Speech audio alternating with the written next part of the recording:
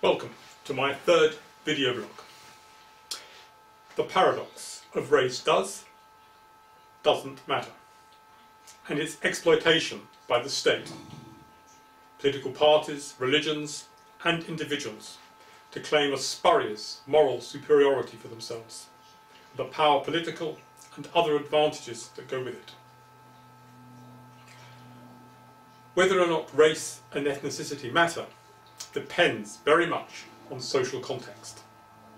The paradox arises from the state conflating and confounding three very different aspects of the original tribal environment in which human nature, our emotions, motivations, behaviour patterns, etc., evolved long before the advent of civilization.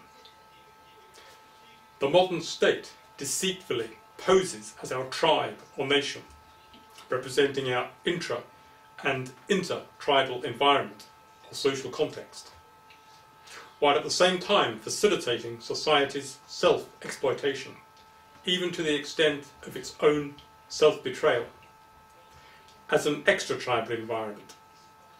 But more about this in a subsequent blog on the perverted Darwinian nature of civilization.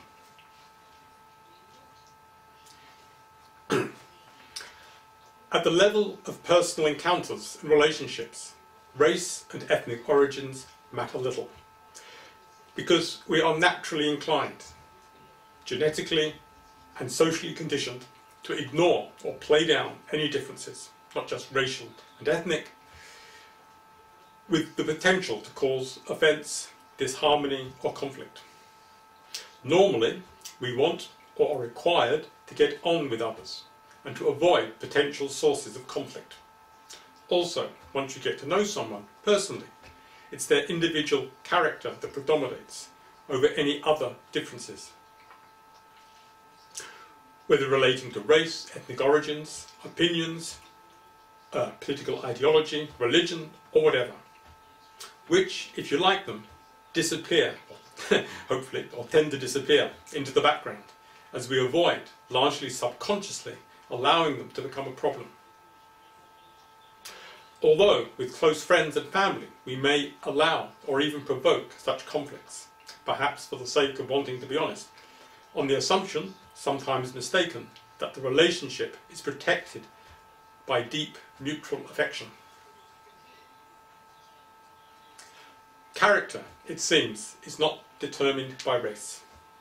I know from experience with my own race that there are some very nice characters and some very nasty ones, and a whole spectrum of characters in between. And it is the same, I assume, with all races, whereby every individual has nice and nasty sides to them, something I know from very personal experience, which manifest according to circumstances and the level of control the individual has over them. Thus, I agree with Martin Luther King when he famously said that an individual should be judged not by the colour of their skin, i.e. by their race or ethnicity, but by the content of their character. But how many people can we get to know well enough to judge their character? Not many. The vast majority will always be strangers to us. And one of the very first things we notice about a stranger is their race or ethnicity. This is because, from a human evolutionary, i.e. Darwinian perspective, race and ethnicity provide an immediate indication of whether a stranger belongs to one's own or to a closely related tribe, with which, under the conditions in which human nature evolved, one would have had a known relationship, or whether they belong to an unknown and unrelated tribe to which one's relationship is unknown and potentially, originally, almost certainly, hostile, with the stranger having no business being in or near one's own territory.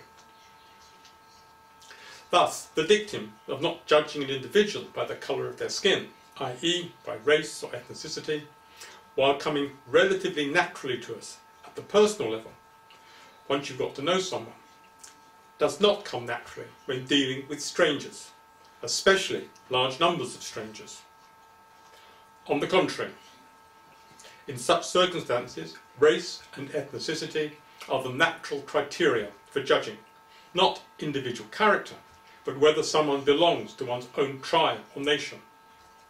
Originally understood to be an association of closely related tribes, something very different from the modern multi-ethnic pseudo-nation state.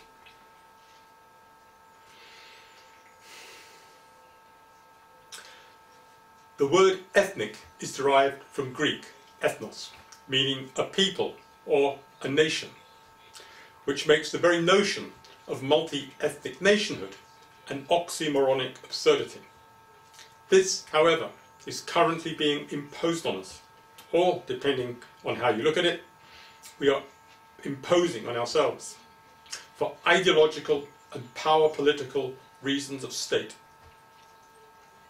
Race and ethnic origins form the natural basis of any deep and meaningful sense of both personal and group, especially national identity, which the mercenary multi-ethnic state seeks to deny us by demonizing and suppressing it as racist.